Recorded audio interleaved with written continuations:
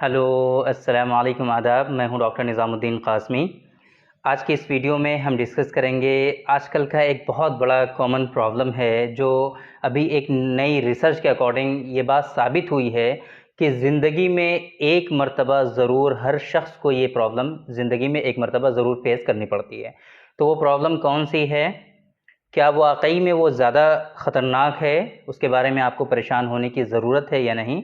अगर उसके लिए कुछ ख़ास मेडिसिन्स हो सकती हैं, तो वो आप लोगों को बताई जाएँगी। वो कौन-कौन सी ड्रग्स हैं, जिनका यूज़ करके आप उस परेशानी से अपने आप को बचा सकते हैं। तो वो परेशानी क्या है? वो कंप्लेंट है इरेक्टाइल डिसफंक्शन की, जिसे नामर्दानगी जैसी टर्म से लोगों में फ़ेमस है। मर्दाना कमज़ोरी के नाम से लोग इसको जानते हैं। और भी इसके बहुत सारे टर्म्स हैं जो काफ़ी चलन में है, काफ़ी ज़्यादा लोग इसके बारे में जानते हैं, बातें करते हैं। तो ये परेशानी एक्चुअली है क्या? हकीकत में कैसे आप डायग्नोज़ कर सकते हैं? हकीकत में कैसे आप ये पता लगा सकते हैं कि ये जो परेशानी आपको हो रही है, क्या सच में ये इरेक्टाइल डिसफंक्शन है? क्या सच में आपको इससे परेशान होने की ज़रूरत है, या फिर ये ऐसे ही ठीक हो सकता है? तो देखिए, इससे पहले भी हमने इरेक्टाइल डिसफंक्शन के बारे में बहुत सारी वीडियोज़ में डिफ़रेंट टॉपिक पर हमने डिस्कस किया है। ख़ास तौर से इरेक्टाइल डिसफंक्शन के बारे में हमने आपको बताया है। आज की इस वीडियो में असल मकसद जो हमारा है वो बताने का, वो ये है कि अगर आपको इस तरह की कंप्लेंट आ रही हैं, अगर आप मैरिड हैं या अनमैरिड हैं, इस तरह की फीलिंग आपको हो रही है, तो क्या सच में आपको परेशान होना चाहिए? क्या आपको घबराना चाहिए? क्या आपको इसके लिए ट्रीटमेंट लेना चाहिए? क्या किसी डॉक्टर के पास आपको विज़िट करना चाहिए? या कुछ मेडिसिन्स आप अपने से लेकर के यूज़ कर सकते हैं? ये सारी चीज़ें आज की इस वीडियो में हम डिस्कस करेंगे। तो देखिए, जैसे मैंने अभी एक रिसर्च की बात की थी, आपको बताया था कि इस रिसर्च के अकॉर्डिंग ज़िंदगी में एक ना एक मर्तबा ज़रूर हर शख्स को ऐसा फ़ील होता है कि उनको इरेक्टाइल डिसफंक्शन हो गया है। ये मर्दाना कमज़ोरी जो है, ये इनको लाहिक हो गई है। तो ज़ाहिर-सी बात है, इतना ब्रॉड प्रॉब्लम है ये, इतनी ज़्यादा आम है ये परेशानी, तो ज़ाहिर-सी बात है हर किसी शख्स में ये बीमारी ऐसी तो नहीं होगी कि हर कोई डॉक्टर के पास जाए इस बीमारी के लिए, ऐसा पॉसिबल नहीं है।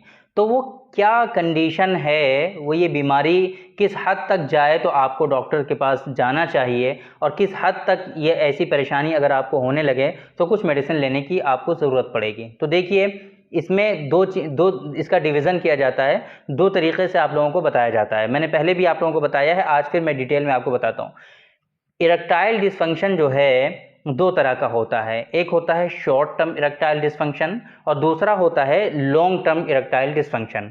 शॉर्ट टर्म का जो इरेक्टाइल डिसफंक्शन होता है, ये थोड़े टाइम के लिए होता है। इसके पीछे के जो कॉज़ेटिव एजेंट होते हैं, या फिर ये समझ लीजिए जिसकी वजह से ये इरेक्टाइल डिसफंक्शन आपको हो रहा है, ये इसके पीछे का कोई ना कोई रीज़न और कारण होता है। फॉर एग्ज़ाम्पल, आपके घर में कोई बड़ा हादसा हो जाए, आपकी लाइफ में कोई ऐसी चीज़ हो जाए जो बिल्कुल अनफॉर्चुनेट हो, आप ऐसा उसके लिए रेडी और प्रिपेयर ना रहे हों, और वो चीज़ आपके अंदर हो जाए।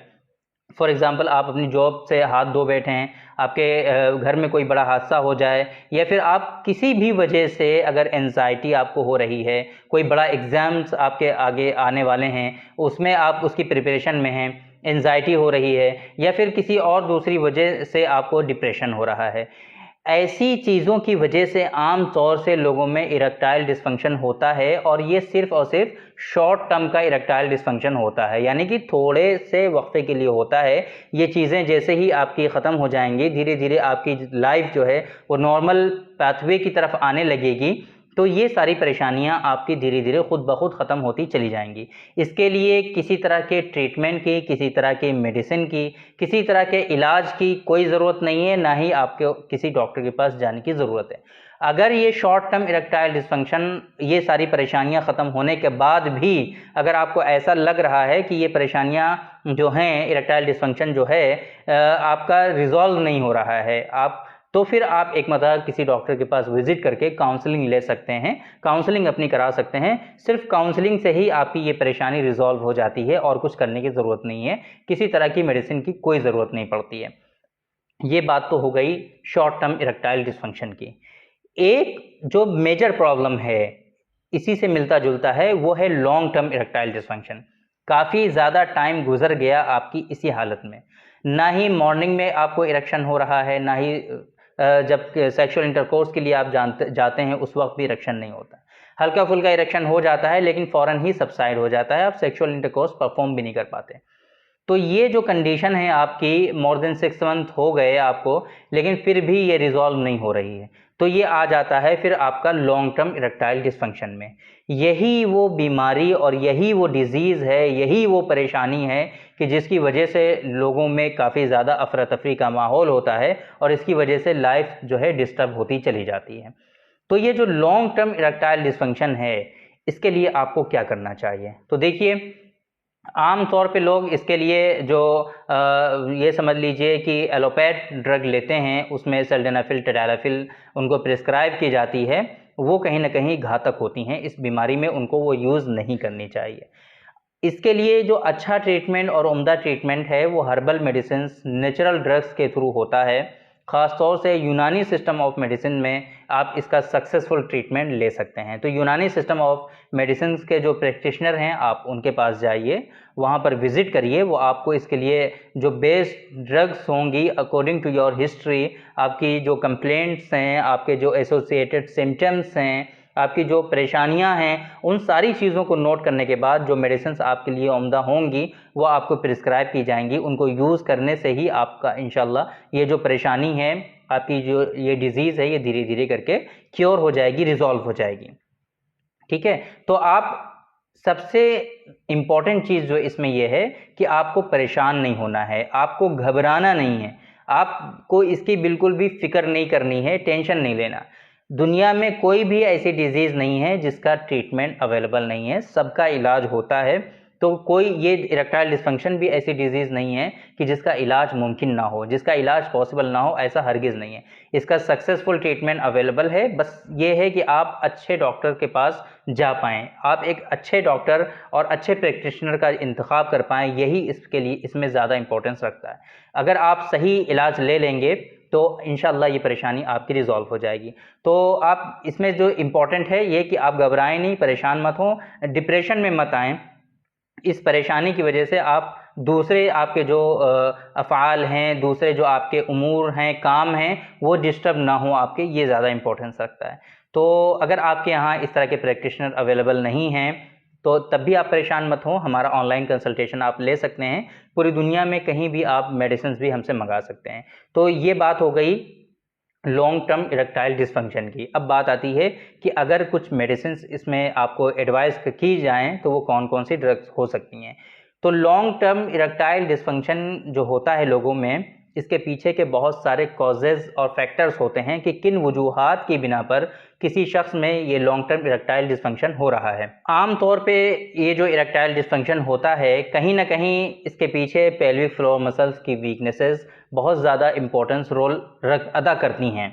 क्योंकि चाहे वो मास्टरबेशन उन्होंने किया हो पहले, या फिर उनको जो है जरियान मनी का इश्यू हुआ हो, जिसे धातु रोग कहते हैं, स्पर्मेटोरिया कहते हैं, या एक्सेसिव नॉक्टर्नल एमिसेंस हुए हों, कसरत एहतिलाम की शिकायत हुई हो, तो इन तमाम सूरतों से जो परेशानी आती है बॉडी में, वो होती है कि pelvic floor muscles, specially penile muscles जो होते हैं वो वीक हो जाते हैं।